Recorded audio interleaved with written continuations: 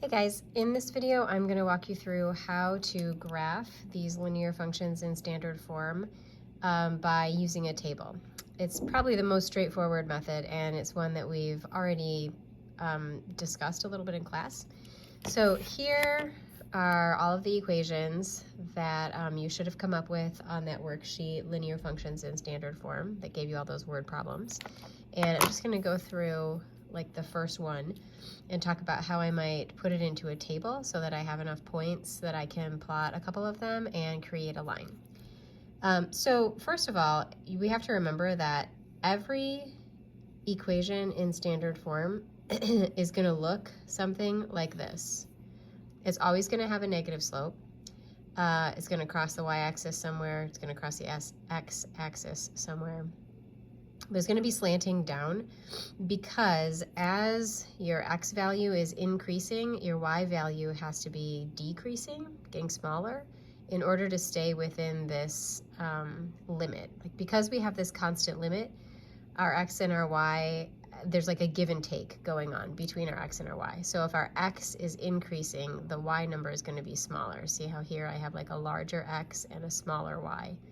Down here, if I have a smaller x number, I have a larger y number.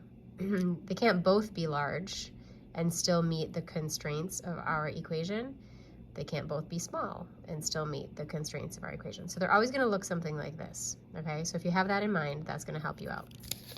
So we're going to just make a table, x and y. We're going to pick a value to put in for x, and then we're going to figure out what the y value is that has to go with that x value in order to equal our target of 108 or 144 or 30 or whichever problem you're working on.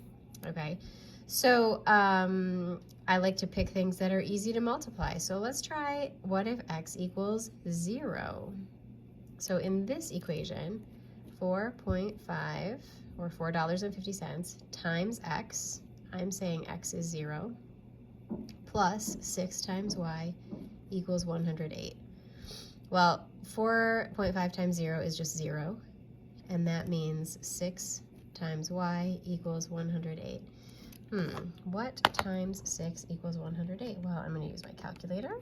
108 divided by 6 equals 18. So y equals 18 if x equals 0. Okay.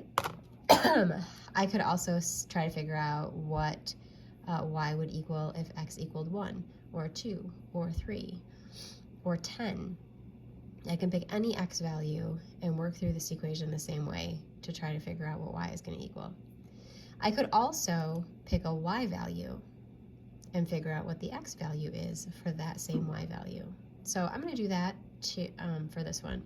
Remember how I talked about, like, if I pick 1, then I know that 0, 18 is one of my points, and maybe I know that 1, blah, blah, blah, is another one of my points. But remember how I talked about, often I talk about how, like, if you have 2 points that are close together, your line can often get kind of off. You don't necessarily have a line that's going to go through all of the points that you want it to. So if you pick,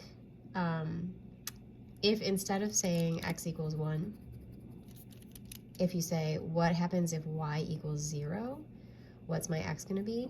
That's going to tell you where you're going to cross on the other axis. Because, like, here, this line is where y equals 0, right? I don't go up or down at all when y equals 0. So if I know where the line is going to cross the y-axis because x equals 0, and if I know where the line is going to cross the x-axis because y equals 0, I can just connect those 2 points and make a straight line. So that's what I'm going to do here. I'm going to substitute 0 in for the y. 4.5x plus 6 times 0, because now I want my y to be 0, equals 108.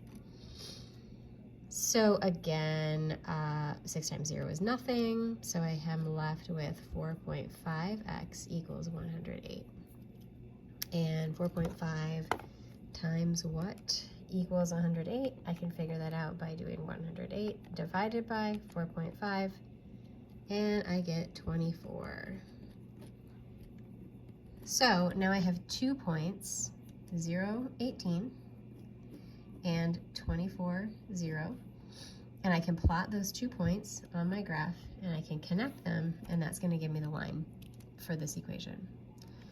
So with your calculator, I want you to, excuse me, I want you to go through and graph the rest of these on a separate sheet of graph paper. You are gonna have to be kind of thoughtful about how you label your axes. I would figure out all your tables, figure out all your points first before you start thinking about how you wanna label the axes. I would use this kind of graph paper that is not already labeled, because the graph paper we have in class is just like 1 through 10 or 1 through 6 or something, and it might not fit. Some of these numbers might not fit. So like in this example, I know that my x-axis would have to go out to 24. I could skip count, 2, 4, 6, 8, 10, 5, 10, 20, 25, you know, whatever.